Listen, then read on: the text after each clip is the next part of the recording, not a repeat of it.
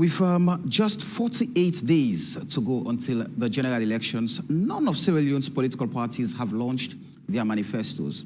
This is a worrying development, as manifestos are a key tool for parties to communicate their policies and plans to the electorate. Political analysts say the absence of political manifestos from any political parties is a cause for concern, as it raises questions about the party's vision and commitment to governance. A manifesto is a key document that outlines a party's policies and plans, and without it, voters are left in the dark about what they can expect from a particular party if they are elected. Despite the absence of manifestos, some parties have been holding rallies and making promises to the electorate.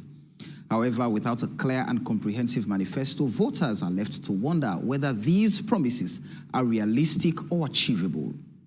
As Sierra Leone's general elections draw closer, all political parties are urged to launch their manifestos as soon as possible so that voters can make informed decisions on elections day.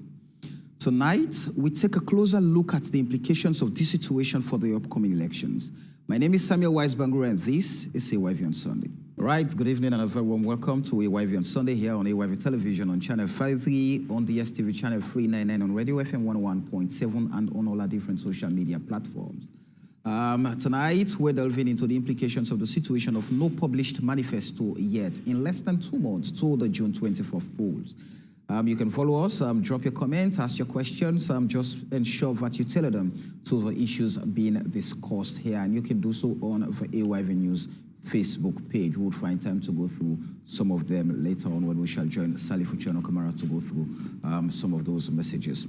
And here with me, I have a star-studded panel to help me unpack the conversation for the next 2 hours. I have the Executive Director for Campaign for Good Governance, Marcella Samba. Good evening and welcome, Marcella. Thank you so very much, Samuel. It's been a while. Yes, and it's always amazing, you know, to speak to fellow Sierra Leoneans on why it's important to have a better country. Thank you. And we also have the Executive Director for Center for Accountability and the Rule of Law, Barrister Ibrahim Tomei. Good evening and welcome, Lawyer Tomei. Good evening, Samuel. Good evening, viewers. Nice to be here. It's always a pleasure having you. And we have the Director of Communications from the National Commission for Democracy, Reverend Jubilee Kabo. Reverend, good evening and welcome to. Good evening and thanks for hosting me. Always a pleasure having you. And we move on with the conversation, but we're expecting the National Coordinator for the National Elections Watch, Reverend James Lahai, to be part of the conversation. He called and said he is running a bit late. But let's move on. Gentlemen and lady, let's first, Marcella, let's start off with you. Let's look at how has the political landscape been since the pronouncement of election dates, the preparations for the Electoral Commission and political parties, to now we're looking at where are the manifestos? The political context has not changed. It's really unfortunate, and we do not want to go into the elections with that sort of hostility. There's so much inter-party hostility and political polarization. Right. And so without the manifestos, it's only deepening the sort of hostility. So the question is, why are we voting? And what are we voting for? So that conversation is not there.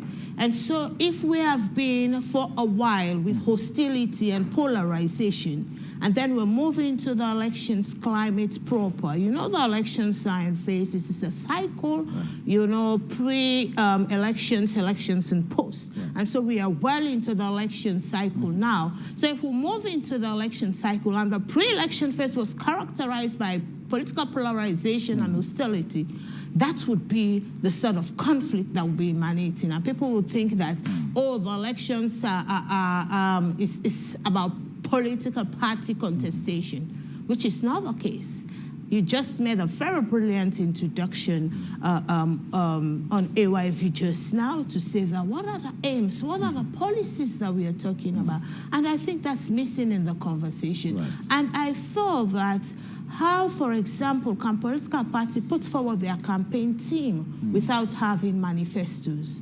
Because even the campaign team that you put together delineates your manifesto. So for example, if you are articulating issues, because that's a really burning issue and a thorny issue now, around how, for example, ordinary Sierra Leoneans can access healthcare facilities. You know, so if you're putting forward a manifesto to say, we're going to have, you know, one sober hospital, for example, that's a very tangible selling point for any political party right now, because it's a critical issue. People are flying out to Sierra Leone and people are dying of causes that otherwise could need attention. So, for example, your campaign team, we should begin to see those in the campaign team as people who will be able to actualize that vision. So if we don't have that vision, where are we heading for? Leadership has to be visionary. And Manifesto actually stipulates and outlines that vision. Vice Chair, let me hear your precursory remarks. So Marcella made something very clear. All what we've seen is the announcement of a campaign team. And but what are the things that this campaign team should work on to deliver the elections for the presidential candidates? We do not know the plans. There are promises being given here and there, but what do we hold them to?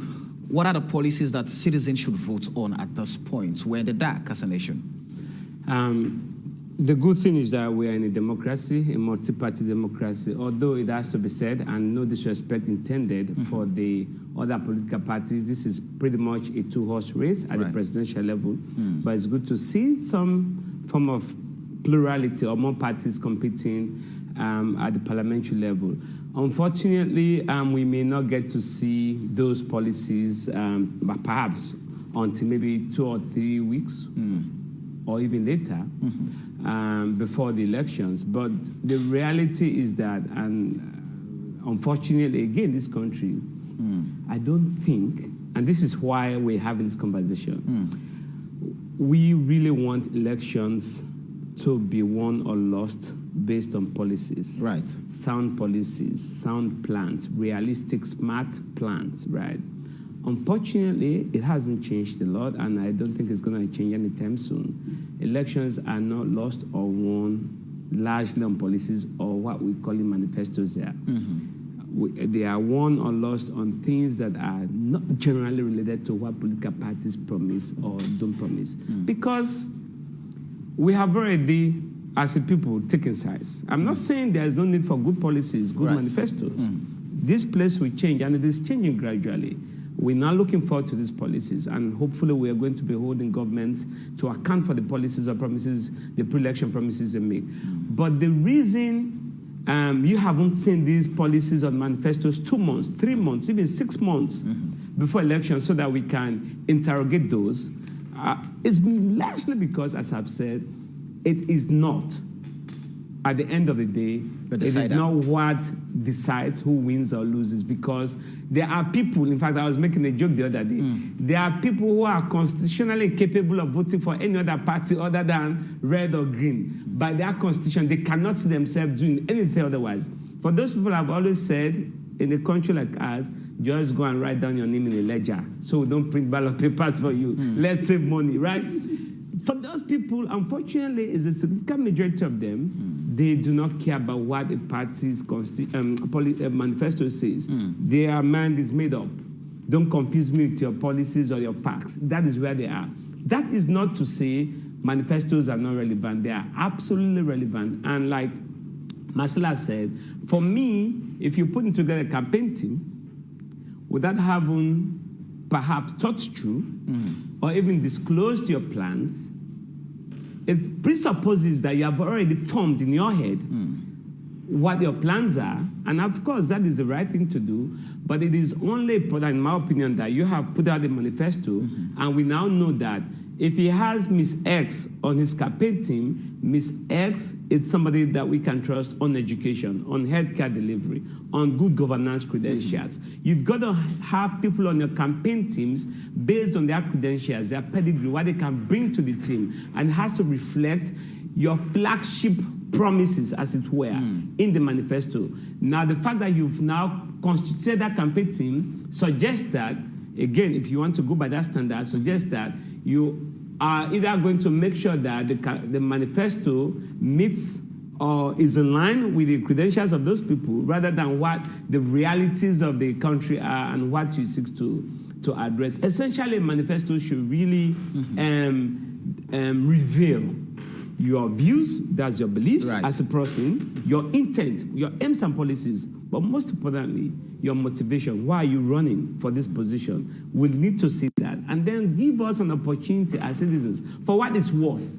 Let's interact with that and ask questions. Just out of curiosity, looking at how we've practiced politics over time, especially during elections in this country, and so those supporting APC, those supporting SLPP, some majority of them will just feel like, oh, it's just about the color, it's just about the political party. They care less about the policies put forward by these political parties, giving them reasons as to why they should support or vote any of them. After elections, the story is the same, because many of them would be looking forward to, oh, well, it's SLPP, it's our party, so when the SLPP wins, we should be okay. So how do we relate those policies after elections? So that's why there's a sense of disillusionment with democracy. So let no one fool you. Democracy or elections will never or have never ever translated into economic prosperity. So oftentimes citizens or voters get disillusioned, get disappointed. The assumption that the moment I vote my green or red, my life has changed. Lives change, but unfortunately, it's not for everyone. It's for mostly the few guys at the head. And I say guys in a very deliberate way, because it's mostly men. And that leads me to another point that I've always made. For me, in this election and in previous elections and in future elections, it is one thing to promise X, Y, Z. It's another to have a funding strategy. I'm looking more to what these parties are going to suggest as ways of funding their programs. Because let's face it, we all know what the problems are. We need water, light, economic issues confront us as a country. All of that. I can perhaps write a manifesto for any political party off the top of my head from here. But what we haven't been able to do, and this is my proposal, and I'm glad that I have this opportunity to make this point. You can have all the great plans in this world. If you do not have a funding strategy that really that radically changes the way we're currently funding our development program. So we're not going to get out of here. Listen, the current funding strategy that we have is what we've had since independence, right? Collect money in our Taki, royalty. What's the royalty on our our minerals, right? Export tax, like that. Guinea and Liberia still export more diamond and gold than Sierra Leone, even though we have more of that than them. We have Sierra Leone, for example, zero interest. We don't have 1% of the profit that, we have the world's, I think, second largest deposit of bauxite. We make 0%, we share 0% in the profit that comes from that place. We have to have a rethink of our funding strategy. Poverty will not end. We were critical of the previous administration, just as we were critical of the current administration in terms of the economy. And I always say to myself, no matter how bad these leaders are, sometimes they also want to solve problems. But the reality is, if we didn't have development partners funding our capital development projects, the revenue that we generate only pays salaries. Let's be honest, pays salaries and pays interest on debts and debts that we take. It's mostly the roads you see, right? The big projects. We talked about the airport. We needed the PPP plan. We couldn't raise money to build our own airport. The highway, Wellington to Machaka, the double carriageway. We needed a PPP, right? The truth is that we are broke as a country, not because we don't have the natural mineral resources. It's because we haven't thought really seriously about how to create wealth for this country and fund our development programs. That's the purpose of the manifesto. Absolutely. That's what I'll be looking for. So you delineate the plans and you tell us where you get the money to fund those plans. Absolutely. All right. Absolutely. So Reverend, fundamentally, let's understand the relevance, especially with days ahead to the country's polls. We've not seen any comprehensive plans from any of the political parties. And given we know we have about 16 or 17 registered political parties, but according to the PPRC, about 14 of them have been able to meet the criteria to contest in the elections. And like Lawyer Tommy said, the political landscape is like, it's having a duopoly, APC and SLPP. But we've not seen any comprehensive plans. Now, the other day, IGR launched a report tracking promises made in the New Direction Manifesto. But with days ahead, how can citizens then be able to see on what basis they would be voting, either the APC or the SLPP in the June polls? Very interesting. And it's a privilege to be part of this conversation, to discuss the concerns that are related to the issues being raised. I might say jokingly, when I was discussing this subject matter with somebody, I said I will be on AYB on Sunday, and we're going to be looking at this subject matter. And the person said, our politicians, they are tired of telling lies. That is why they refuse to. They've refused to put a document together, because we year in, year out, you look at what they've written in the past, and you make comparison with what they've done. You see the far cry between what is documented and the reality on the ground. For people in say, project practice, they will talk about the plan and the actual. And the plan is actually far from the actual. And so the person said, it's because they're tired of telling lies. This time they want to be honest with the citizens. So it's open to everybody's guess. And so at the end of the day, somebody will say, well, I did not tell you this. Where is it? It's nowhere in black and white. But honestly, even though it might sound like a joke coming from this person that I had this conversation with, it gives you an opportunity to reflect on the state of affairs in our country, the way we see each other, and how much respect we think you can extend to the other person. And for me, that is where the problem is. How much respect do we have for each other in the political space? The governors and the governed. For let's say from a constitutional perspective, looking at Section 35 of our Constitution, I think it's subsection 1 that states that these politicians or political parties should be shaping the political will of the people. And how do you shape the will of the people if you are not prepared to undertake any kind of research and give us a comprehensive document that we can always look at to say, this is where they are coming from, and this is where they will take us to. It's not there. And again, reflecting on the past, the quality of what they've been producing. Just now, the lawyer was talking about what should actually be the focus of manifestos. How do we fund our development programs? Because I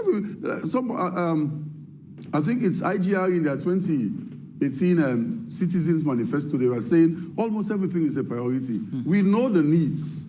We know the concerns in the country, but it's about how do we get to solve them? And that question has not been answered adequately. And it's even worse this time that we are not putting out anything. Well, we don't want to sound pessimistic now, to say nothing will come out. Probably after today's conversation, somebody might say, you know what, let's review what we've already done and put it out to the public. Okay, but the fact that we have something like 48 days to go, less than 2 months to the polls, and we don't have a comprehensive document that this campaign team should be going around to us. For me, it tells me, number one, reflecting on, it might sound as a joke, that they're tired of telling lies, but number two, they have no regard for the people of this country. That you are coming to me, I should give you my vote, which is actually translated into the power that you're going to exercise at the end of the day. But you're not coming to me with anything substantial or comprehensive. It means you have no regard for me. And that, for me, is a serious concern in our democracy. Should we go back to what Lawyer Tommy mentioned earlier? That given, so whether or not messages, the political parties have messages, whether or not they have plans to move the country, Sierra Leoneans have already made a decision that, no matter what, na APC or SLPP, na APC abon, na APC adida, na SLPP abon, na SLPP. And you look at the country regionally, politically we are already divided. I mean, they will tell you Southeast is a stronghold of the ruling SLPP, Northwest is a stronghold of the opposition APC. So when you take a look at even activities of those political parties, you see the crowds. What are the messages being preached out there by the politicians or these political parties? They sometimes only tell you about, if you vote down in this go happen, if you vote down in this go happen. But what are the realities? How are they going to address the issues on ground? It's not clear. Of course, not clear. It should be the manifesto that will give that direction. It's not there. But Samuel, let me address something. Quickly, yeah. I know we still have this controversy surrounding the choice of reactivate the electoral system, the district block proportional representation. Yes, proportional representation system. I am going to say this, and of course I will be on record to say this system is going to spring surprises for most of the politicians. Now, with the first past the post, the constituency thing, it's just, even by one vote, somebody gets a seat, and that political party is represented. But with what is coming, let's expect surprises. And this mindset about strongholds, for me, I think it is going to change. And so let's look at it from that direction, and also continue to ask our politicians, please tell us on which grounds you want us to support you in your bid to continue or to obtain power. We need to know, because we are making progress in life. Agreed, they are decided voters, and we have a handful of swing voters. But those that you might call handful, they can still influence the outcome. And that is why we need to have something substantial to speak to those that are undecided. And you cannot even tell that those that you think are decided, based on strong policies, and especially policies that are based on how to improve on our political economy to ensure we have one that is robust. It might just change the mindset of people and get them to vote in a certain direction. Gradually, we are moving away from the kind of political practices that we are used to. Now, even though for me, I don't call it a ban, but now we are talking about people not going to the streets with the carnivals. Who knows what might change next? And you can only now rely on the power of the idea that you have to sell to the people. We need that kind of thing. The politics of this country will change one day soon, where it's not just about violence, people sponsoring violence to intimidate others, but we can get to the point where we can safely say it's about ideas. And such ideas are not just to be thrown around. They should be thoroughly documented. And they should be presented such that it is in the best interest of the people. Again, as part of this conversation, even as the politicians have refused to give us the direction that we should be headed, there's still no, we don't have a vacuum. Recently, IGR and partners, they launched the Citizens Manifesto. It might not be comprehensive, but honestly, it is speaking to something. The 6 demands and the 6 commitments. Right. Those are very important, and let's look at them. And we can even add to them. Because for me, one thing that is so central on my mind, and I speak on behalf also of my commission, what is the position of these political parties when it comes to political tolerance, when it comes to national unity and cohesion? We need a position on that. Right. Thus the need for the manifesto. For a plan to be published. Yes. All right. Let me quickly welcome Reverend James Lahai, the National Coordinator for National Elections Watch. Reverend, good evening and welcome to AYBN Sunday. Good evening, Samuel. Good evening, viewers. Just before I ask you for your precursory remark, Marcella, let me ask this question about political accountability. When these parties publish their manifestos, their plans, we've always seen over time, from the agenda for change, agenda for prosperity, the new direction, where they would then translate those political plans into national agenda, into putting them into national document for implementation. And the rhetorics we've seen over time where one political party would tell you action better pass attention, the other would copy and perhaps fine-tune it to talk and do. We've seen the new direction. We've also seen the right direction coming up. All these rhetorics in elections. But how then do we use these documents to hold these political parties accountable? So, for example, in 2018, the New Direction Manifesto made about 536 promises. Some were completed according to IGR, Biometer. Some, have commenced, others not touched, and all of that. Where do we bring political accountability with the use of these manifestos, and now we do not have any? So before I really answer your question on political accountability, I really don't want some issues to lay on the table and pass. Go ahead. Tommy mentioned that democracy do not yield dividend. And, this is the supposition that politicians have mustered over the years. And you see, and that's the exact state of affairs that we are in. And so what you see today is a scrambling for political power because democracy has become very unhealthy. The other side of democracy is what people are running towards, when democracy cannot benefit the people, and it leads to a lot of disillusion. And it is our role as civil society to uphold the tenets of democracy and to change the discourse. And I believe this evening, that is what we are supposed to do. Right. Because poverty is no longer fashionable. And I want to also mention that democracy has delivered in this country. In 2000, prior to 2002, the late President Kaba mentioned that he would deliver peace for this country. He made it an agenda. All his actions, what he mobilized, the people he worked with. I have listened to several people like Dr. Spencer and others who worked with him during that era, and how they mentioned that the late President Kaba was able to inspire them towards peace. In aspects where they were really antagonistic themselves, it would bring them back to the agenda. So it delivered on peace. And what happened? In reality, in that particular elections, it won 70 plus percent of the vote. It was a Northwest Southeast alliance to deliver that vote. It was huge for Sierra Leone. It shows that democracy can deliver. It shows that promises can deliver.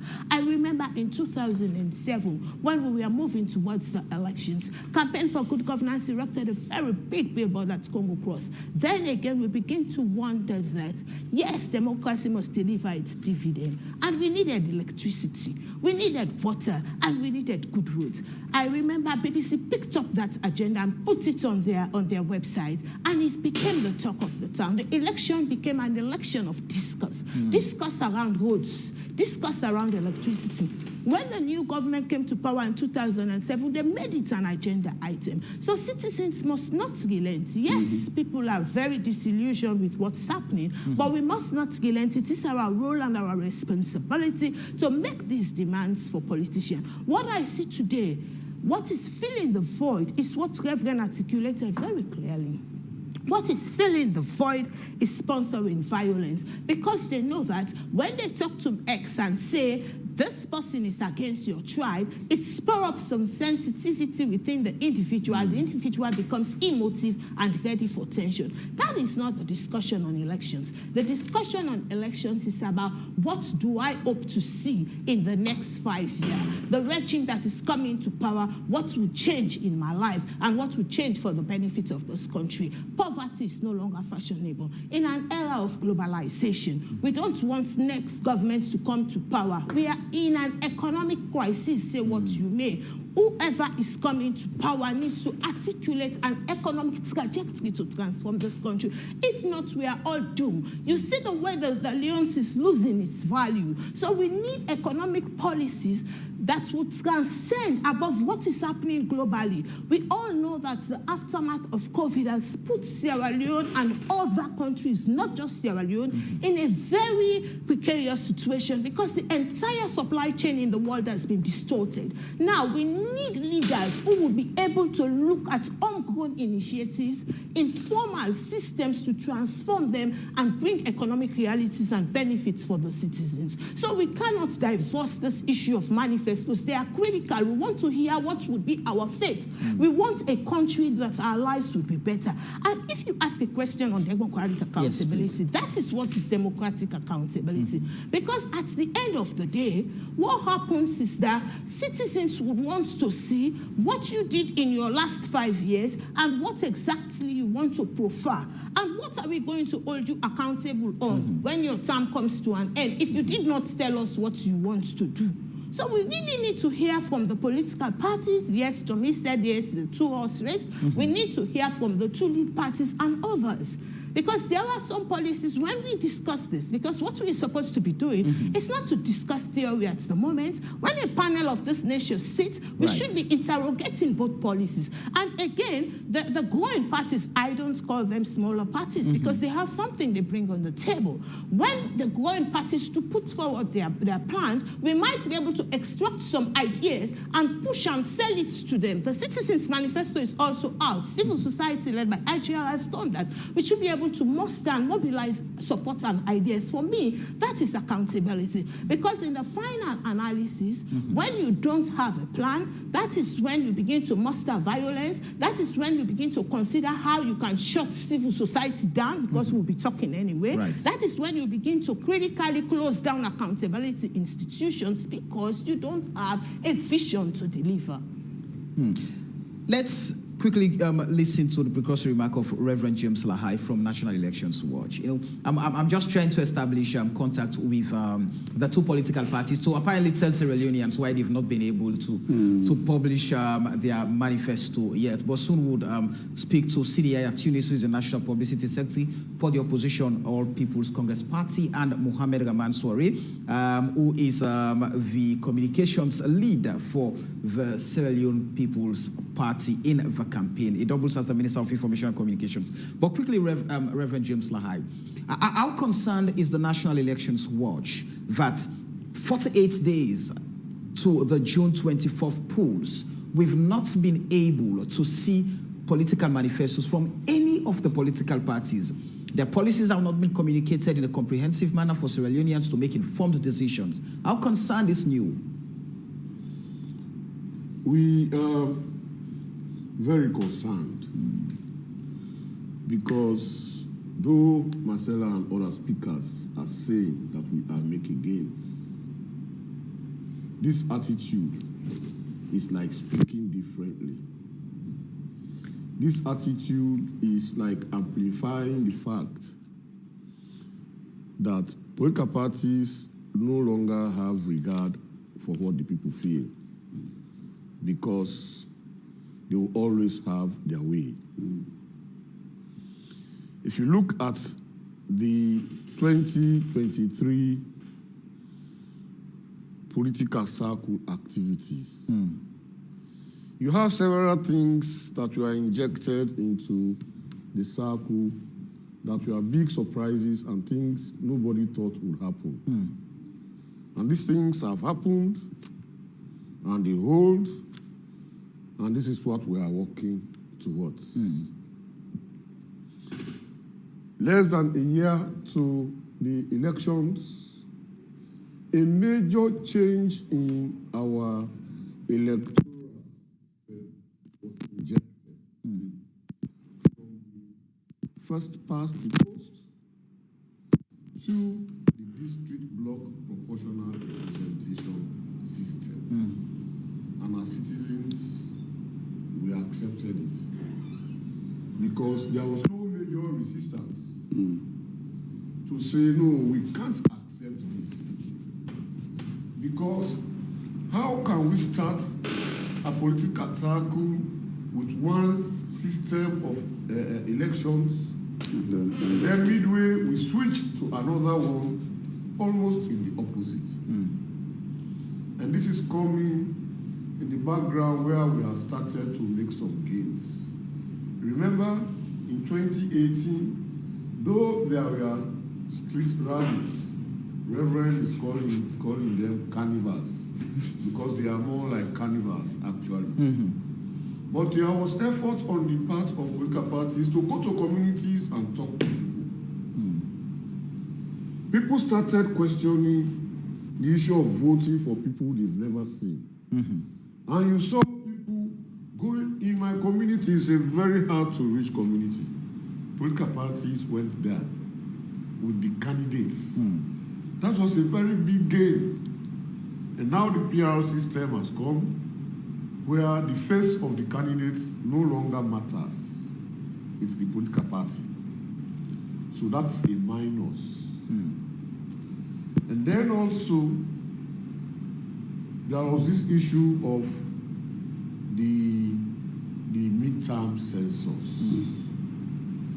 At a time when there had been no plan for a census, looking at all documents, all policies, ranging from the manifestos of the ruling government to the statements of the president to the parliament, to the strategic plan of even statistics Sierra Leone. But then it just came. And it went through, and that was going to cause a chaos. Had the Electoral Commission not be wise enough to consider a win-win situation by using the 2015 census data and the 2021 census data to determine the allocation of seats to districts. How do we link all of that at this point to the fact that political parties have not been able to publish their manifestos? But just before you continue, I think I've been able to establish link with the communication slip for the 2023 campaign of the Sierra Leone People's Party, Mohamed Raman Soare, who doubles as Minister of Information and Communications, to just quickly tell us what is holding the SLPP manifesto. Mr. Minister, good evening, and thank you for joining us on AYV on Sunday. Thank you very much, Samuel. This looks like an ambush, but in the interest of the people of Sierra Leone, I'm going to, I was literally dragged out of a meeting to respond to this inquiry. Thank you. So, two things. The SLPP had a last manifesto as a result of wide-ranging consultations across the country with ordinary citizens ranging from Okada riders, market women, professional associations, and all of that, right? So we had that. That is why we called it the People's Manifesto. It spoke to the aspirations of the ordinary men and women. Where we are now, we have also been consulting. We have met at the consultative conference at the party. The manifesto is being put together. It's led by no less a person than the multidisciplinary J.J. Safar, former Minister of Finance, and now Chief Minister. So that is work in progress. Nobody gave us a deadline for the publication of the manifesto. We're working on it. It's work in progress, and you can be sure that it will, when finally out, it will speak to the collective aspirations of Sierra Leoneans. It will clearly speak on the gains we made in the last 5 years and what the new commitments are, which Sierra Leoneans can definitely bet on and be sure it won't bounce at all. So the manifestos are always a document that contain your comprehensive plans as political parties. The fact that the SLPP manifesto is yet to be out, and we have barely 48 days to the June polls, some Sierra Leoneans are concerned on, what are we going to vote on? Or are we going to get the manifestos a few days to elections where people would not be able to digest, people would not be able to investigate those promises and how they will be delivered and voted on? This is a great question. Just how I wish you were to put this down to parties that are aspiring to lead. The SLPP has a track record to run on. It's common knowledge that for most of the commitments we made in 2018, we have been able to fulfill them. Yes, we agree. There are challenges. We still have some some miles to cover. So they already know who we are. They know the values we stand for, the core values of the SLPP, a united, peaceful, and progressive nation where every Sierra Leonean will have equal access to jobs, to opportunities, and all of that. So they know us. I mean, it is those who are aspiring to replace us that should have been in order to put forward a manifesto. Ours is work in progress already. But however, that is not to say, we are not taking it seriously. I mean, the very fact that it's led by the chief minister, who was chairman last time around, gives you should speak enough that this is work in progress, and soon a manifesto will be published in good time for Sierra Leoneans to be able to dissect it. But in the meantime, let Sierra Leoneans judge us on the basis of our record, our 5-year record. We have been able to do things that no Sierra Leonean government has done since independence. We have been able to do things even in the midst of the twin shocks of COVID and the Russia-Ukraine war. We have been able to do a lot of heavy lifting in extremely difficult circumstances. So you could judge us on that as you await the publication of a manifesto, which definitely is going to speak to the collective aspirations of Sierra Leoneans and the Sierra Leone they envisage in the next couple of years. I know you have to run back to your meeting. You mentioned earlier, I mean, no deadline was given to any political party for the publication of their manifestos. But in the interest of good initiative, good policies, and getting vote from Sierra Leoneans, how soon are we expecting the SLPP's manifesto? I wish I had the privilege of whispering to the ears of the chief minister before taking this interview. But I can guarantee you, because I'm privy to it, 2 weeks ago, final consultations were held. The manifesto will be published pretty soon, pretty soon. But already His Excellency had given us a peep into it.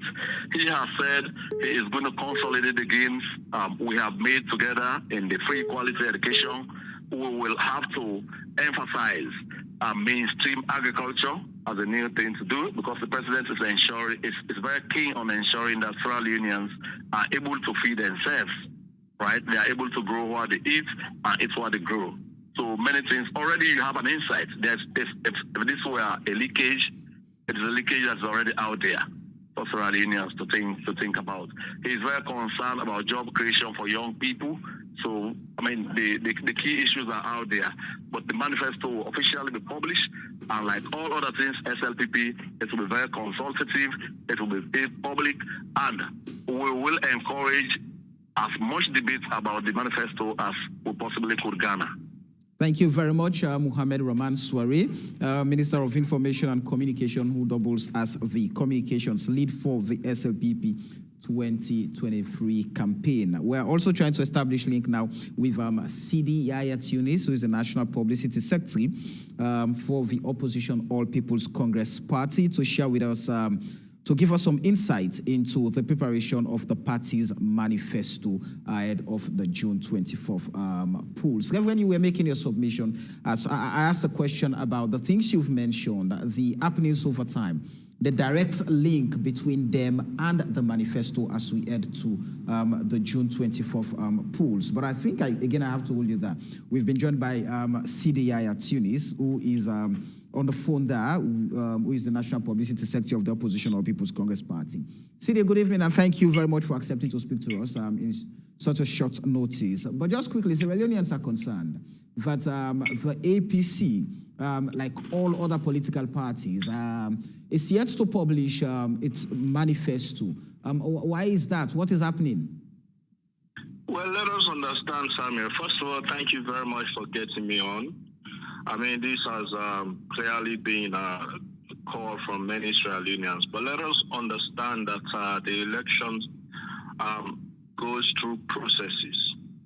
And Dr. Samura Kamara just officially became the candidate of the APC on the 1st of May. And on the 2nd, he traveled. So there is no way we could have published a manifesto when he was not a candidate. So now that he has become a candidate, as soon as he returns, we'll focus on, putting out our manifesto, because we want the people of this country to clearly see what we have to offer. We have to market our own programs. We have to let them understand how we're going to change their lives and how we're going to end the economic problems, the social problems that we are faced with, and also how we unite the country and ensure that we create opportunity for every Sierra Leonean. So those things are embedded in our manifesto. But of course, like I stated, we could not have published a manifesto when officially we did not have a candidate. So are you saying that the manifesto is ready? Yes, the manifesto is ready. I mean, we have been ready for a very long time. The manifesto committee has long presented a draft, which we have also worked on. It is finalized. But of course, like I stated, we were waiting for Dr. Samora Kamara to go through the nomination process. Unfortunately, and fortunately also, just after the nomination process, he traveled out of the country to attend the Commonwealth meeting that you must have become aware of now. And that meeting also was very important because it borders on democracy, it borders on rule of law, and it borders also on... Hello. All right, we'll continue to establish link there with CDI at Tunis. Unfortunately, we have a very poor reception with the network. He was talking about the manifesto of the APC, and he was telling us that the manifesto is ready, waiting for publication. I just wanted to ask him about the areas of priority for the APC as a political party in the manifesto. All right, so Sidi, welcome again. Now, you were saying the manifesto is ready. If you don't want to, don't give us the specifics, but what are the areas you're considering or you've considered to be priority areas for the nation? First, well, we have, it is categorized. We have short-term, immediate programs. We have the medium and long-term. For short-term, clearly, we have to focus on the economy. We have to also focus on those social issues, health. We have to look at how we improve on education, agriculture, of course, short-term, how we be able to reduce the prices of basic commodities, the prices of fuel, and also focus on dealing with the high rise in the dollar as against our currency. So these are the areas that we have to immediately look at. And the most important probably of all is the issue of bringing the country together. Samuel, except if you don't want to be honest, our country is more deeply divided than it has ever been along political lines, along tribal and regional lines. And if we are to improve, if we are to develop, and if we are to, aspire to cater for every Sierra Leonean, we cannot do those if we do not have a united nation. One thing that is very clear, Sidi, just quickly before we let you go, is the fact that all of the issues you've mentioned, every other political party that might want to publish manifesto would have to capture all of those things. How would they address the economy, the social issues of education, health, and other things? Does the APC manifesto that is yet to be published, does it give a strategy as to how you would be able to implement and actualize those policies or promises in your manifesto? It does, and that is where the difference comes in, because we have clear and doable strategies, not just fake and bogus promises, but clear and doable strategies. That is why we categorize our manifesto into short, medium, and long term, because there are those, strategies that you cannot achieve within the short term. You have to, either, tailor it to go into the medium and then definitely in the long term. But our strategies are doable, they are concise, and they are very clear. And once we roll out the manifesto within the shortest possible time, the people of this country will clearly see where we want to take Sierra Leone to. All right. Thank you very much, Sidi Yaya Tunis, National Publicity Secretary for the Opposition All People's Congress Party, speaking to us on the line there. Reverend, quickly, let me allow you to respond to the question of the direct link between the happenings you've mentioned, the census, the change of electoral system in the middle of the game, as you put it, and the lack of, or the absence of political manifestos at this point. All these contribute to instability in the minds of the voters, not knowing exactly what is expected of them when it comes to their participation in the electoral process. The absence of the manifesto from the political parties at this point is also a manifestation that the manifestos really don't matter. It's all about, just going to tell people that we are the best. But by the way, it's good Tunis has given us tidbits of what will be in their manifesto.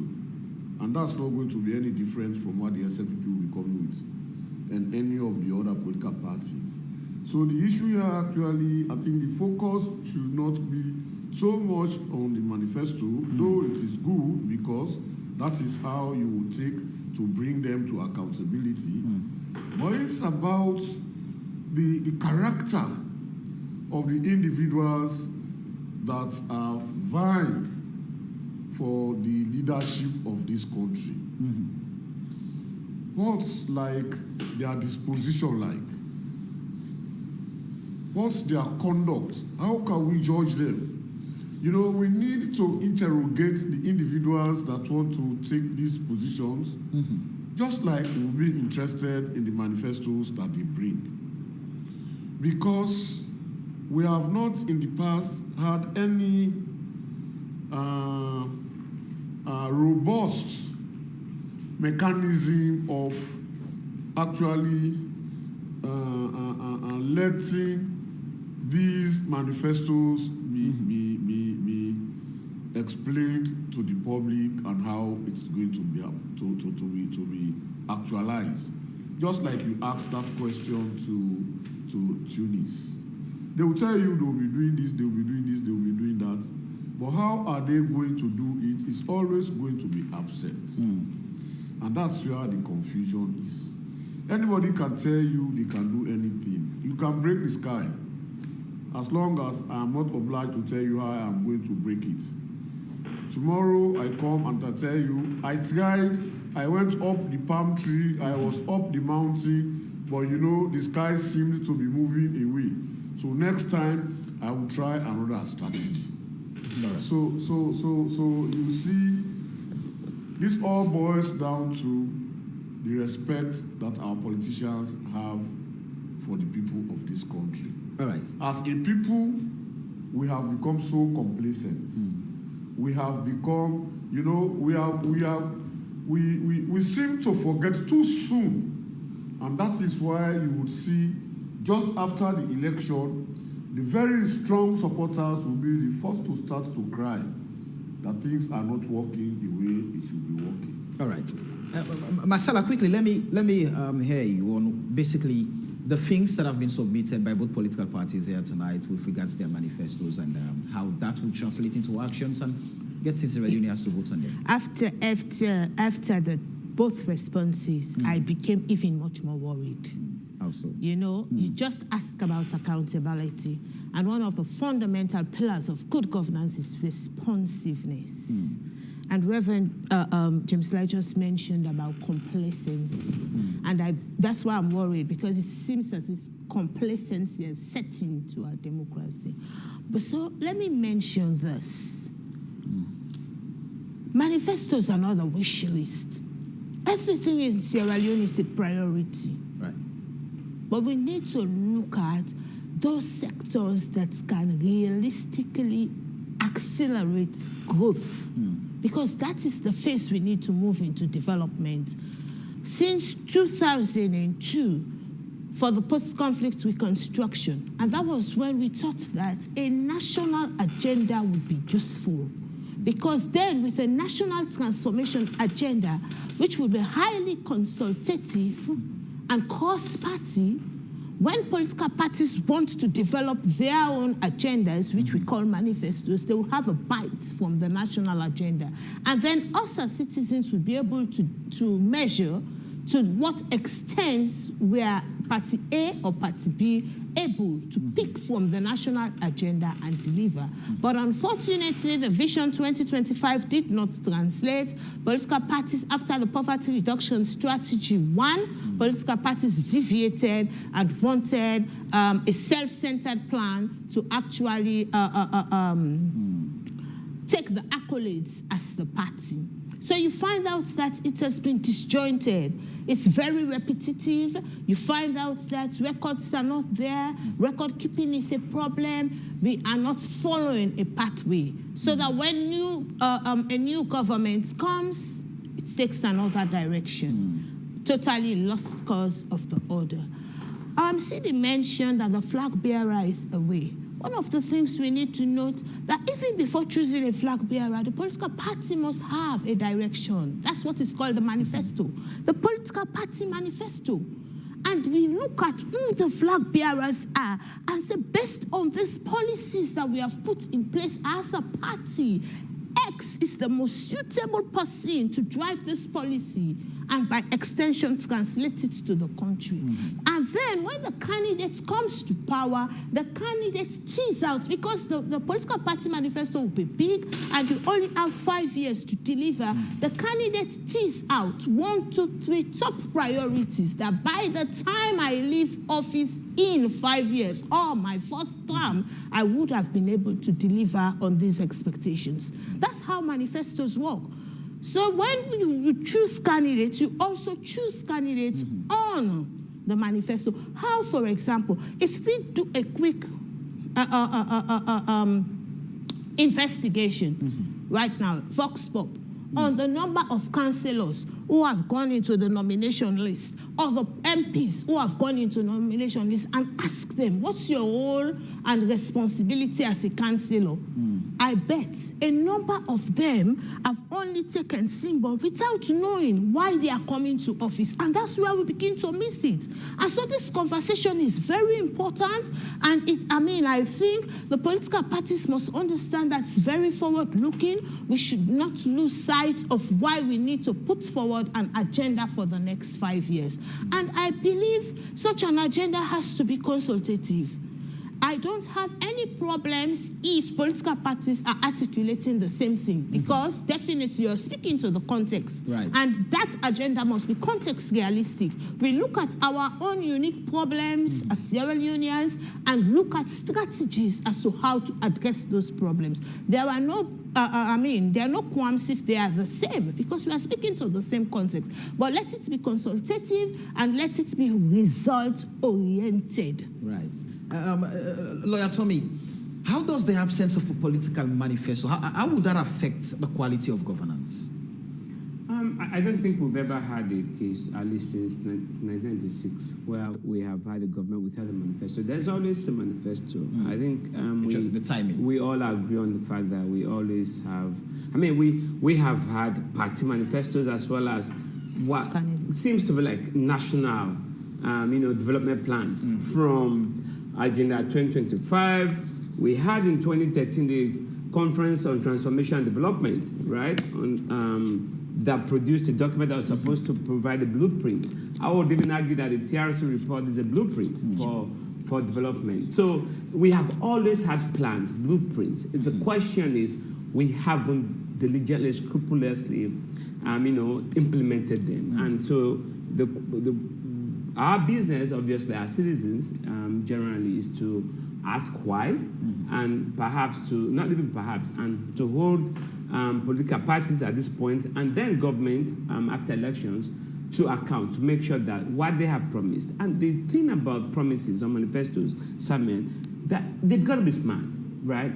Like we say in project management, you've got to be very, very clear, specific about what you want to do. Understand? And what you want to do has to be measured. So when, for example, IGR was doing the biometer, Right. they looked at, you said you will do this. Mm-hmm. Have you done it? How many of that did you say you would do? Have you done it? It's got to be achievable. See, they talked about the achievable plans that they are working on, right? It's got to be realistic. But most importantly, for our purpose, and this is why I've made the economic point, it is time-bound. It's every 5 years. Tell us that these things we can achieve in 5 years. And in year one, this is our funding stream. This is how we're going to fund it. Currently, NRA, for example, generates X amount of money. That is not enough to do this. What are we going to do? We're going to review the laws, and by this review, we expect that this review may lead to this. We're going to revise the contract. And then when we meet here, we are interrogating what you have indicated as a funding plan. It's easy to say we want to fix X, Y, Z. That's so easy to say. But when I talked about disillusionment with democracy, it's in terms of really economic gains. We have made huge progress as a country in terms of civil and political rights. I mean, multiplicity of radio stations, freedom, all the civil liberties. There are still challenges there and there, clearly, but we've made progress in that regard. When it comes to economic prosperity, dealing with poverty, addressing key development challenges, that's what we are, which is why I think the next election, for the next 30, 40 years, we should talk about civil and political rights every day, but our focus really is about combating poverty, dealing with all the issues that affect us. It is unacceptable in this day and age that you still have your countrymen who do not have access to potable water, to electricity, access to a lot of basic services that you take for granted. That's what we should be focused on. And we cannot, no one party can achieve that, which is why, again, I'm really looking at the cohesion plan that each of these parties will have. So I listened to both Messrs. Soare and Tunis. The truth is that these plans should have bin out by now. A few weeks to the election, we should be debating what party A has proposed to do in terms of our economy. That's what we should be talking about. We shouldn't be talking about what they plan to tell us. It's late. And by the way, I have to go back to an earlier point I made about the fact that you still have a country that is largely divided along party lines. Our politics is ethno-regional, no doubt, but you still have a good percentage of people, hopefully, including first-time voters, who'll be interested in policies, who'll be interested in this camp.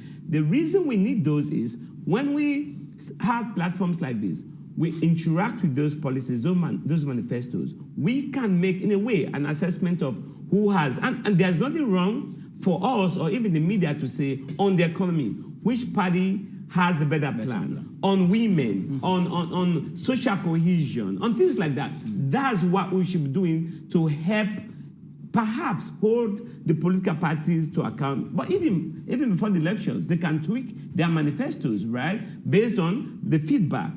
And there's nothing wrong for them to even consult with opinion leaders, with civil society groups, with community people to make sure that their ideas are reflected in this plan ultimately. He talked about the Citizens Manifesto. That's a resource document, I would argue. But that plan has to be very clear in terms of what you can do, what you have.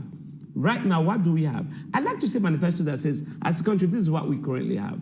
But there's a whole lot that we don't have. How do we address that gap, right? But Lawyer Tommy, with that belief of yours, we have majority of the voters have decided, I mean, along political lines, based on how the country is. How then, what do you consider to be the biggest militating factor against us voting on policies? Go back to 2018, the Citizens Manifesto said Leoneans were ready to vote on policies and all of that, but then from the results, it didn't turn out that way. So what is the biggest militating factor? So let's even you say you are critical of the previous administration, right? You may have argued that the economy was bad, we're in austerity, we are X, Y, Z. Dr. Samuel Kamara still pulled more than 48% of the votes, right? So it's just, I agree with you. You still have, that's the point I'm making. Right. You still have that.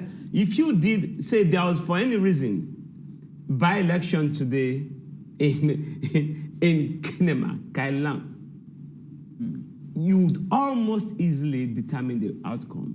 Same for McKinney. So the point I'm making is the country, and there's nothing wrong with that. Okay, there may be something wrong with that, but let me correct myself. Go ahead.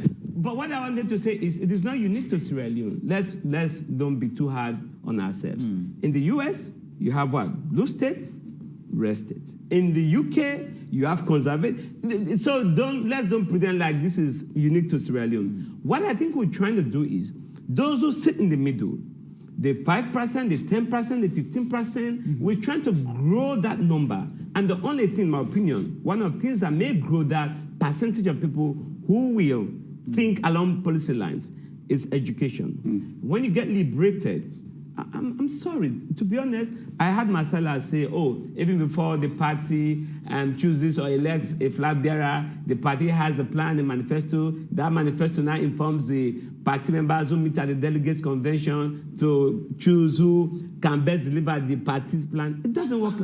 That's why it should work. Yes. It is the ideal, right? The odd is what odd versus what is. The reality is, before that convention, we all don't try, saying that this power the go give. Couldn't care less. That is the reality. Hopefully, with education, and by the way, glad that you have asked this question. I have said, Marcella and I were in Zambia talking about democracy at the Democracy Summit. We agreed in one of the side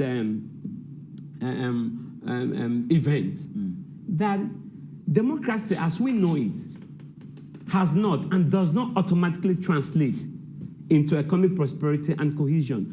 One thing that I have one proposal that I have for Sierra Leone, and I'm happy to go all the way with this. I don't think our current political system is working. Any system that potentially excludes 50% of this population because that group or grouping has lost an election is not going to work. So we're talking about cohesion and all of that. It's part of the, we only talk about it because of the political systems. It's a major problem. It's a political system. You can also argue that it's got to do with the leadership, right? It's a leadership issue, it's a political system issue, but I think the biggest part of it is a political issue. For me, I think for cohesion, we now have to review our current political system, create a national council where every district contributes to that council ends up forming the government that runs our country, so that that council, which represents every district, every ethnicity. In Freetown, we have Creoles in there. In the north, you have Tim Limbas, both like that. And then from among that council, they vote. So, and you now say you can. There are ways of making sure that at the end of the day, we don't say Namendeman government is or Natiman government. I tell you, let no one fool you. The next election, no matter who that election produces, whether it's President Bill or Dr. Samuel Kamara, one half of this country is always going to tag that government with a certain name. That's something that we have to be alive to, and we have to find a way of dealing with that. No matter what you say, part of the problem, major part of the problem is our political system. Marcella, I see you wanted to come in just before I come to Reverend. By the time Tommy was closing, because he was going to, are we having a democratic deadlock? That was well, by the time it was closing, he changed his argument to build a system that works. And that is it. One of the things, some of us as democracy, we espouse democracy. We believe that all the other forms of government have failed, and democracy is what we want to work. And so whenever I sit where somebody is saying democracy is not working, I become jittery, because where all else have failed, a system that espouses my views, my inputs, cohesiveness, consultation, that is the system I favor. Now, when we're talking about the ideal situation and how poverty is no longer fashionable, these are the things that we need to bring in. And let me tell you, that's 8 to 10% who always decide, the votes in Sierra Leone. They are a very critical group. They are very critical, and they are a very informed group. Many of the people who still vote traditionally and to say whether or not, educated people are among. So I don't buy the arguments that it's education that liberates them. You have elites who are captured. Their hearts and minds are already captured too. When you say it's green, it's red for them. They are educated and they are captured too.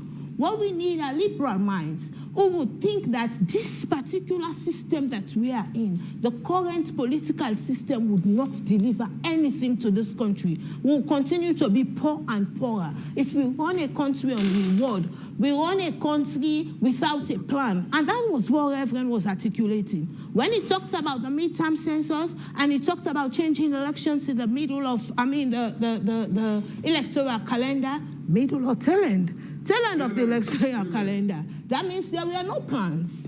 Because if there were rigid plans, you look at those plans and you deliver on those plans. So yes, democracy works. I don't buy the arguments that democracy doesn't work. What doesn't work is that those who are at the end of things, they tweak it in their own favor because they know that the principles that democracy espouses, accountability, responsiveness, consensus building, they know that when they push those things, they are held accountable and they don't want it. So they make sure that they introduce. Now what we are seeing, a pattern has been introduced where we will have routine elections with no question. That is what they want to introduce, and we will not allow that. The absence of manifestos. Yes, absence. No, we will call for manifestos. No, quickly, I'll be quick. Yes, I hope nobody leaves this place thinking that I have said democracy doesn't work. No, you didn't say that. I'm glad you said that. That's not my point. Yeah. You can have democracy based on what? Popular suffrage, right? But still the structures, the democratic structures, are tweaked to reflect the country's social, cultural, our mix, our diversity. Let's make sure that the one, what is this, a one man wins all or winner takes all. Right. It's not working. It's never going to work in our context. I totally agree. It's never going to work. We've got to fix that. All right. Inclusivity has to be the watchword. Deliver on basic social services. At the end of the day, I tell you, it doesn't matter who is that. For most of us, if not all of us sitting here, it really doesn't matter who runs State House. I've never worked for the government of Sierra Leone since I finished university more than 20 years ago, right? The point is that what every Sierra Leonean wants, right, is in addition to democracy that we're all crazy about, is about making sure that your basic needs are met. All right. Quickly, Reverend, so Lawyer Tommy submitted earlier that the biggest contributor to getting Sierra Leoneans to vote on policies has to be education. But Marcella also submitted that those who are already captured, along this regional political divide, are also educated people. That you have elite there. So then, how do we ensure that? The argument actually is, what kind of education are we talking about? Of course, the formal education becomes the foundation. But when it comes to raising the level of civic consciousness, we are talking about a completely different type of education. And that is where citizenship education comes in. Commonly we call it civic education. And that is where the challenge is. Absolutely. And interestingly, it is in politics that everybody runs to. Whether they are qualified or not, everybody runs into it, and everybody is a politician. The moment he says, I want to be a councillor or a member of parliament. But of course, somebody might say this is too bookish. But I go back to reflect on early in the 5th century BC, Plato has stated this. He said, until philosophers are kings, or the kings and princes of this world have the spirit and power of philosophy, and political greatness and wisdom meet in one, and those commoner natures who pursue either to the exclusion of the other are compelled to stand aside, cities will never have rest from their evils. In essence, people who understand what politics is, they are the ones that we expect to see take the lead to ensure that the governance of the nation is assured. And the things that the law is talking about, we call them the dividends of democracy. So it's not about democracy not working. It's actually about the people who are in it not being able to produce those dividends. Thank you. Because we need to have them. But of course, the foundation is that when you anchor it on the rule of law, that people can enjoy their rights, and of course, for also behaving responsibly, you are expecting all of these things to happen. So we need to take a stance. We need to take a position But he said something, and that's an idea that I have always espoused. Which is? In terms of how we share or distribute power in the country. Probably he's coming from a different angle, but I have looked at it from, I call it the national character principle. In Nigeria, it might not be the best of examples, but they call it the federal character principle. In section 14 of their 1999 constitution, it is stated there clearly, no one group will dominate the governance of the country, whether it's at the federal level or at the state level. So it's there as a constitutional provision. And Sierra Leone should be looking in that direction to say, we're not going to give what you might call a field day to the person who is voted in. He is regulated by law to say, when you come in, 5% of those that are going to be in your cabinet should come from this region. This 5% should come from that region. So when you have that kind of mix, the things that we see happening now, the fights, the tension, everybody pushing, and I always bring the analogy of the polygamous home. When my stepmother is in the kitchen, I'm worried that I'm not going to get enough food on the table. But if you have a way to regulate the situation, that whether it's my stepmother or my real mother, everybody gets the benefits of what the father provides, then that kind of home will be peaceful. And that's the same idea or mentality we should inject into national politics, where we ensure everybody has a stake. So we avoid this thing about the winner taking everything. And that is one thing that is troubling us.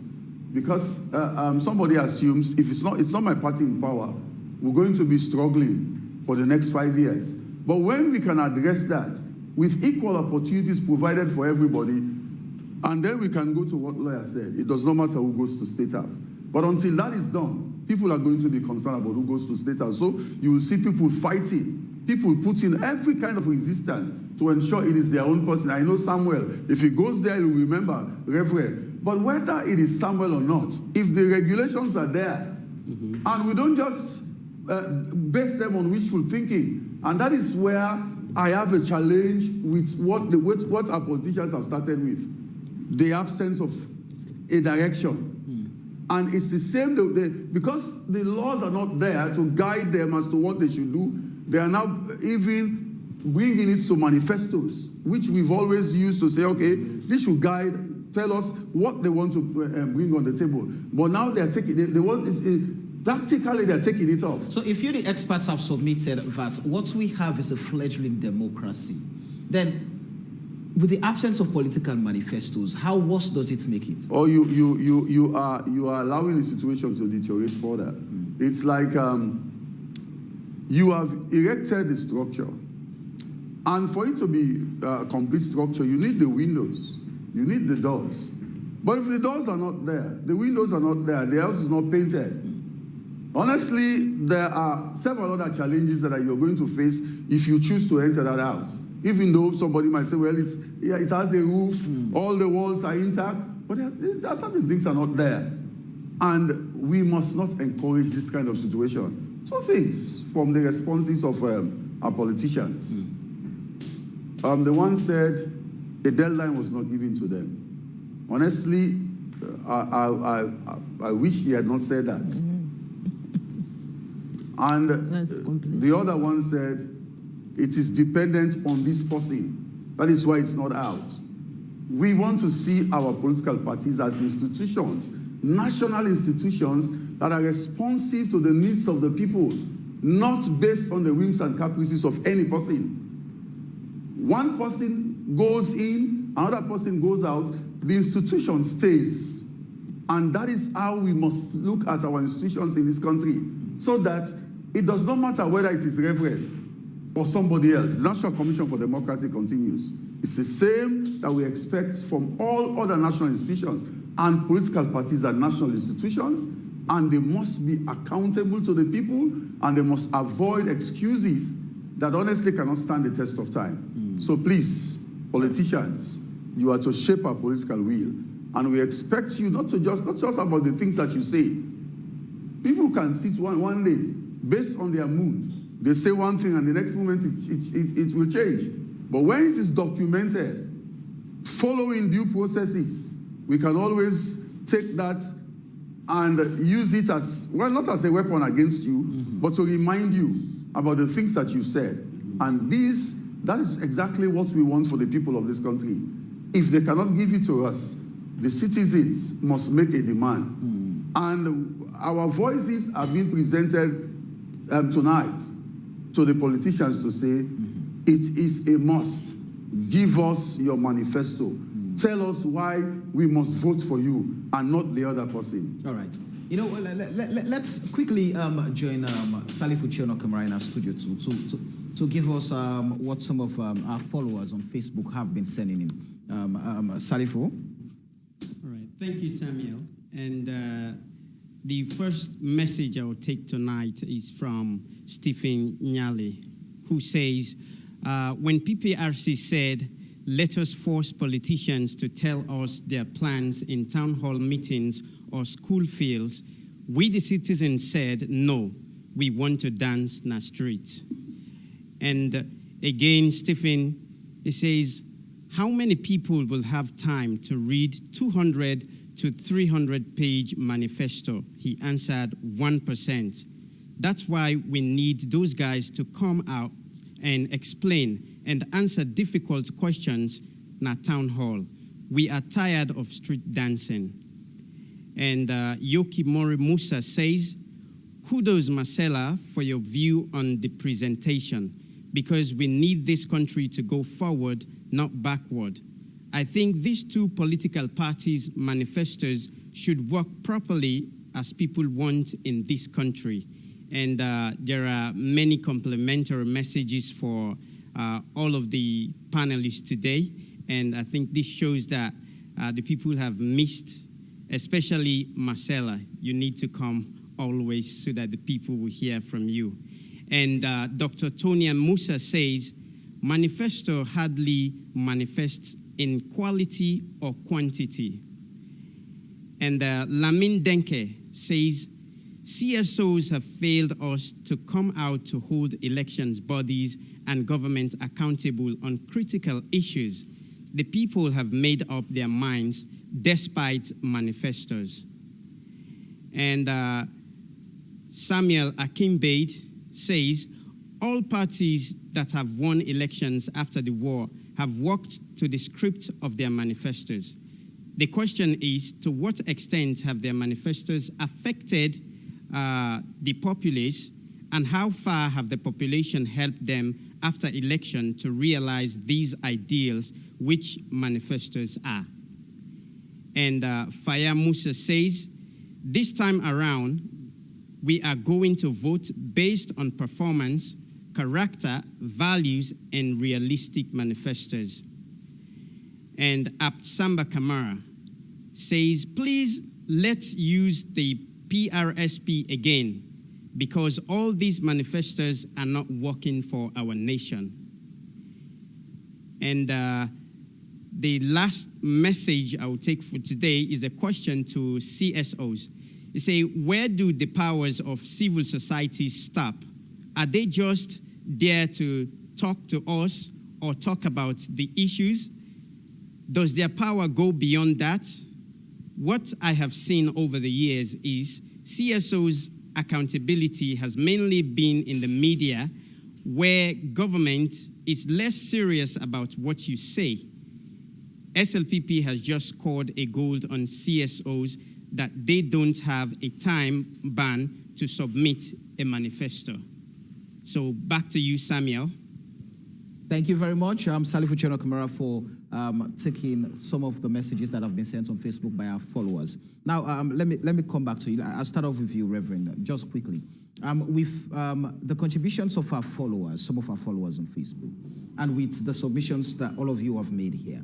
Now, if we are to lay the tracks to advancing our democracies, where we have comprehensive plans and policies in the form of manifestos, say 6 months to elections latest, how do we go about laying those tracks so we are able to, in time, do all of the investigations, the interrogations, and probe into their plans, into their policies, and how they are going to implement them? Thank you very much, Samuel. You see, I would not want to agree with the fact that we do not have the right laws. I believe that we have the requisite laws to let this country work. The issue here is the implementation of our laws is where we always miss the issue. The manifestos might be very good. Following up on the manifestos, maybe the leader might genuinely want to go by those manifestos, but he is not the implementer. And the checks and balances that should be in place to ensure that somebody who is like redirecting what's expected to be done is corrected by some other institution is where we have the gap. I will try to explain that using the local councils. The bringing back local councils was a big blessing for this country, where government was now at the door of the people, and the people can now participate in the governance of their country through their councils. If you go through the Local Government Act and see the connections between the councils and the various institutions, you see clearly that the basis for checks and balances is laid. But these are flouted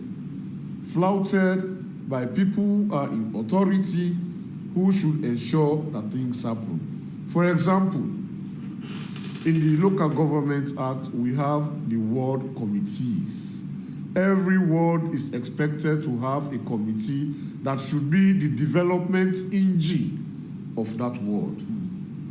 And any development going to that ward must involve the full participation of the ward committee as it is enshrined in the Local Government Act. So that you want to go and build a school, the plan for the school, how you will be implementing the ward committee should be part of that. It started working, and then it was flouted. And those who started flouting it was not the INGOs, it was NACSA.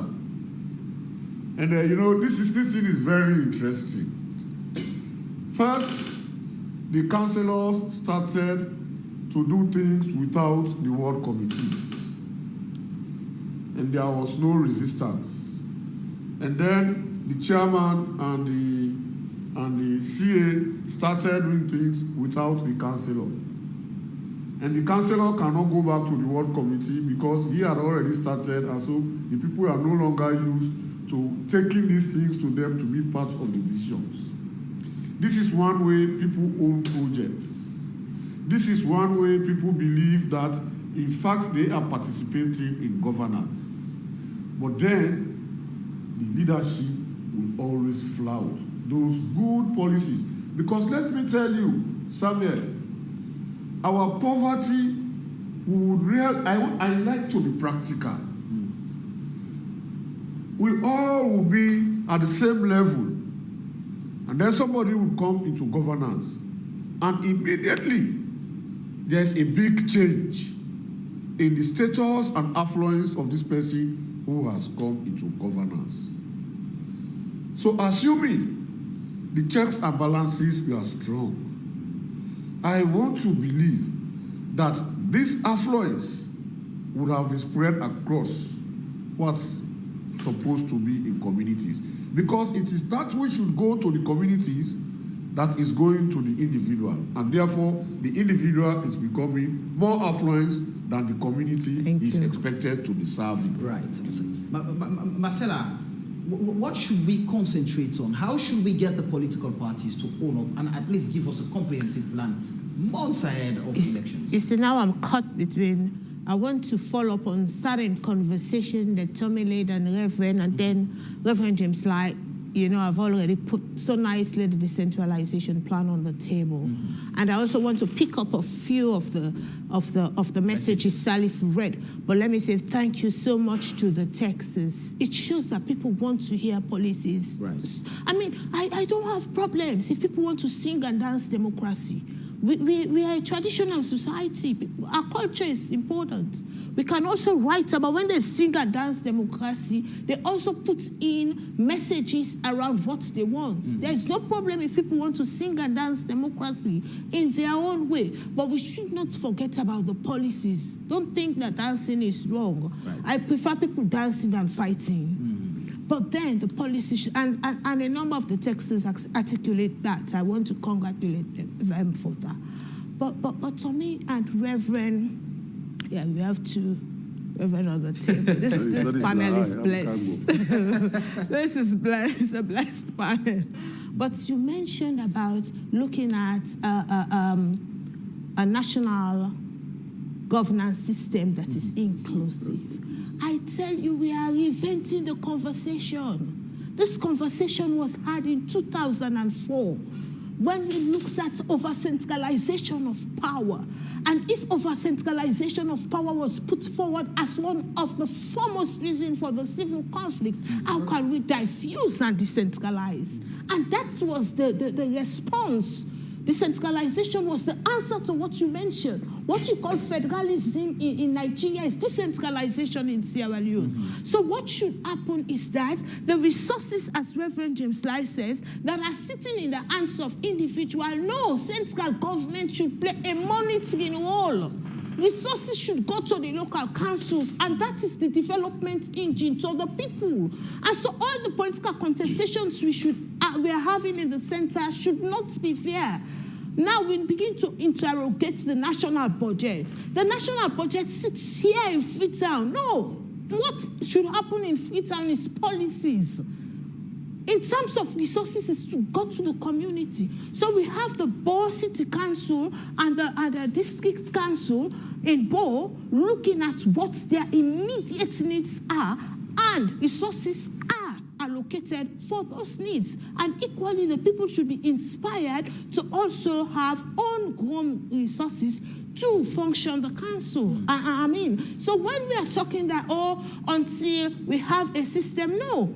People are sitting on the policies. They are not implementing them because they know that if those policies are implemented, opportunities and power will be taken from them. So what we are having every day is over-centralization of state authority, resources, and power. We have done this in 2004 when we instituted local councils. That was the essence of decentralization. And for me, I think that's why I think going forward, I started Campaign for Good Governance sits at the Budget Advocacy Network. And I started this conversation at BAN to say that when we are planning for the next cycle, we need to interrogate the national budget. Too much money is sitting in Freetown. No, the money should go to the councils. 22 local councils should be adequately financed. And then you begin to see people moving back to the communities, people moving back to the cities out of Freetown. Everybody is coming to Freetown because opportunities sit here, and it shouldn't be the case. So that is the conversation, my colleagues. Let's try as best as possible to amplify the issues of decentralization because that was the response. It was widely consultative, and people say bring back the local councils. But what's happening now? The local councils are not productive enough because they do not have the necessary resources to finance them. The next point, somebody says that where do the powers of CSO stop? And when Salif read the message, I just put all of that in perspective. We have powers to sanction, not just to talk. Civil society has power because we feel the brunt of it. And let me unpack very quickly. Let me unpack this meaning of the demos, the people. Because many a times, politicians think that the people are there. And no, they are part of the people. You find out that when they leave power, then they begin to realize what it means that you should be buying water. 55,000, the bottled water. I grew up in Freetown and I was drinking from the tap. In fact, that is why, in my opinion, a number of MDAs should be closed. These have not yielded no dividend. Some of these MDAs should be subsumed to other agencies because the state is wasting resources, because they are not productive. A number of those agencies should be critically evaluated, and because they are not productive, they should be subsumed and let money go to other places. So to be paying people at the end of every month and they are not producing and delivering on citizens' expectation is a downside. And these are all the things we need to talk about. So resources that are meant, let's understand that what we are talking about is not far-fetched. These are taxpayers' money. When I work at the end of every month, the taxes are huge. They are huge. From electricity, and some of the stuff we are calling my attention that now health tax is also included. Do you know that we are paying to one corner to hospital so that it becomes viable? Who monitors that?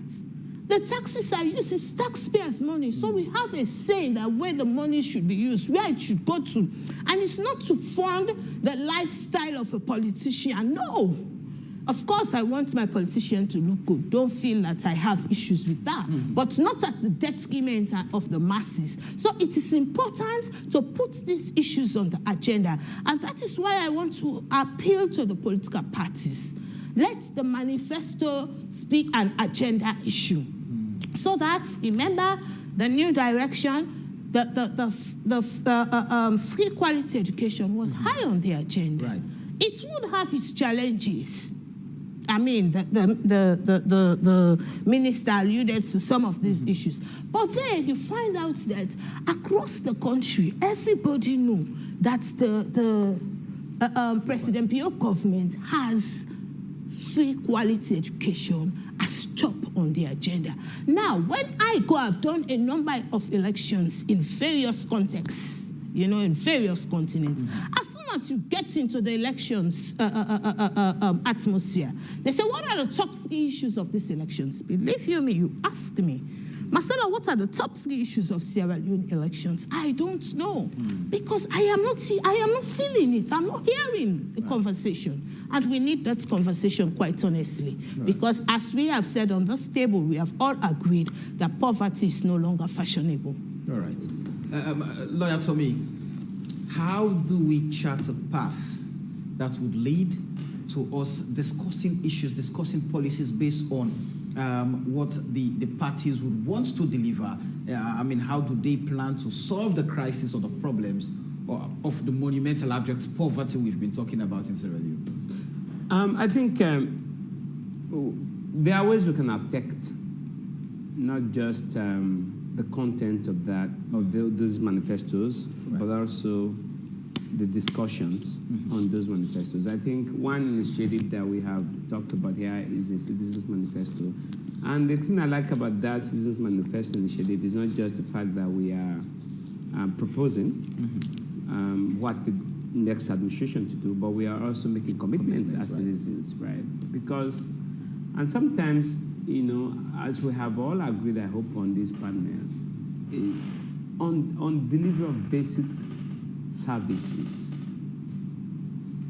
we have to admit that, of course, there's corruption in public service. There's wastage, right? We are sometimes boxing below our weight. There's a lot more that we could be doing to cut down waste, to fix corruption here and there. But at the end of the day, Samuel, I remember, I think it was in 2013, 2014, when the then minister, a young guy, it was Maligi or something, very passionate about water. I could hear him on radio, I could meet him in a few meetings. We needed $50 million to fix Freetown's water crisis at the time. We probably need more now than back then. Right.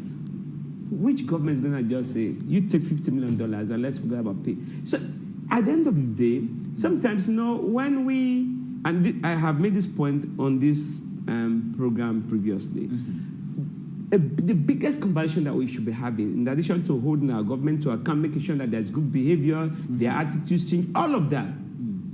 The biggest conversation is about the economy, about dealing with poverty.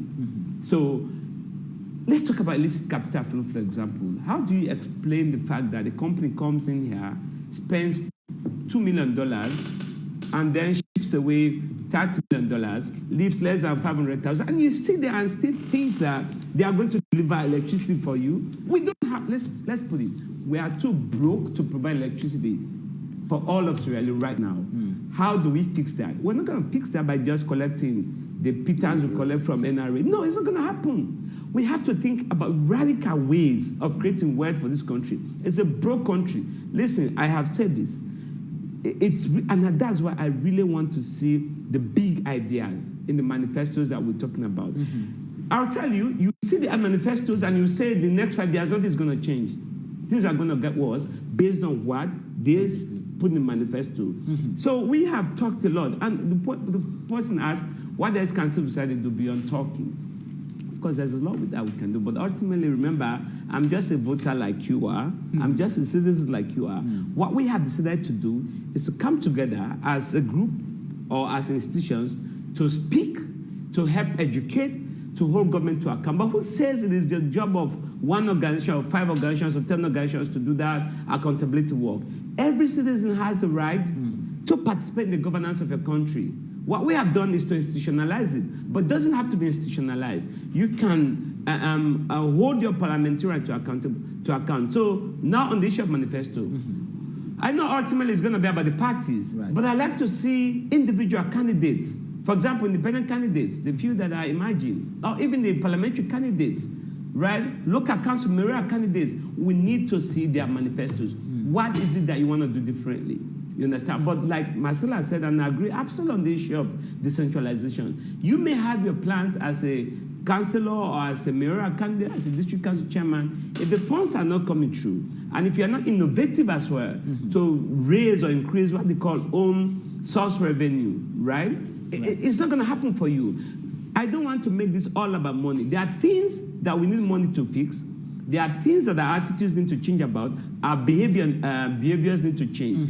Let's separate the two and see where the biggest problem lies. I think it's a combination of both. So when we talk about what we need to do differently in terms of our attitudes, in terms of respect for rule of law and respect for human rights, making sure that there's good behavior, let's also look at the practical aspect of how do we create wealth. The problems that we're dealing with, you can't find them in the Arab world or in much of the Arab world. You know why? Because they probably have oil money to fix it. So I'm saying we can raise the same amount of wealth in those countries if we think differently in terms of how we generate revenue for our country. Absolutely. Reverend, what are, at this point, what are the most critical steps we should take as a nation? Of course, I will go back to the economy. And I'll put it this way, we have to deliberate in terms of what we get from our resources.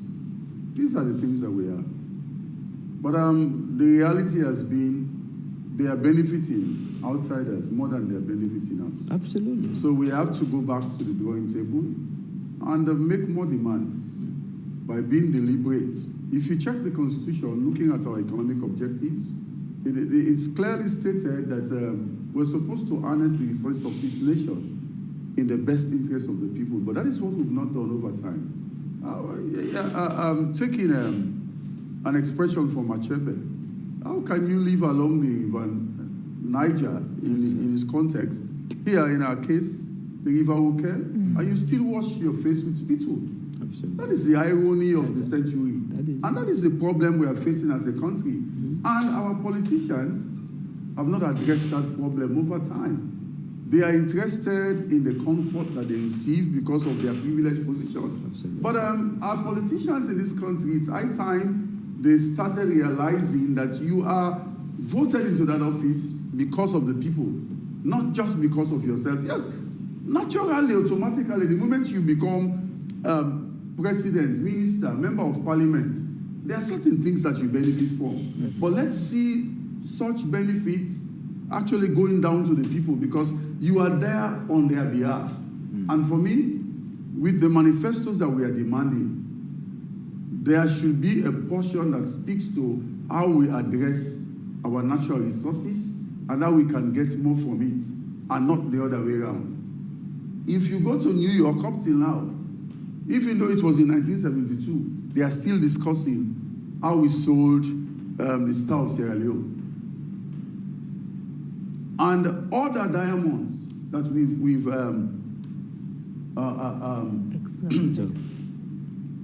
gotten from Sierra Leone, they are benefiting other countries, but not us. So we should be looking at a situation wherein our natural resources are not just mined and taken to other countries. How can we add value to them right here in Sierra Leone? We should be talking about those policy arrangements to ensure if somebody comes, bauxite. He just mentioned the where we are. What about iron ore? For Africa, about the largest deposit.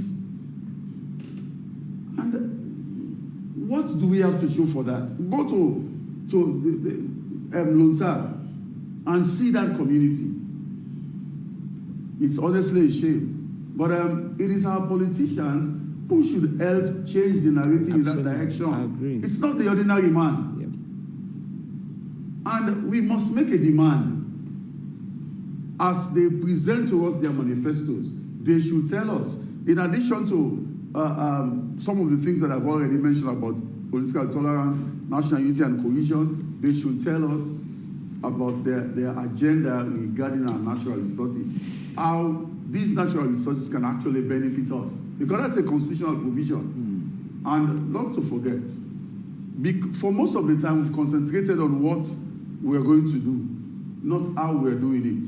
So let's have a national agenda that these politicians, when they come, their manifestos will only tell us about how, which is supposed to be the emphasis. For now, it is what. Okay. And we need to move beyond that. All right. Probably you might call it mine. Let me have your party shot quickly. People of this country, Sierra Leoneans, elections are still important to choose our leaders.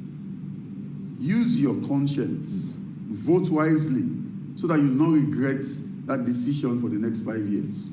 All right, Vice Toby? No, I think it's important that these elections pass peacefully, and that people understand that it's a democracy. We talk about multiplicity of parties, that you have to coexist.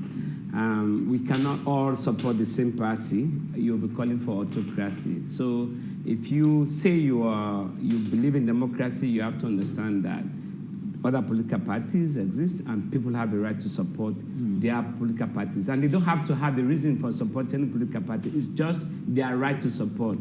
Don't question their right to support the political parties they support.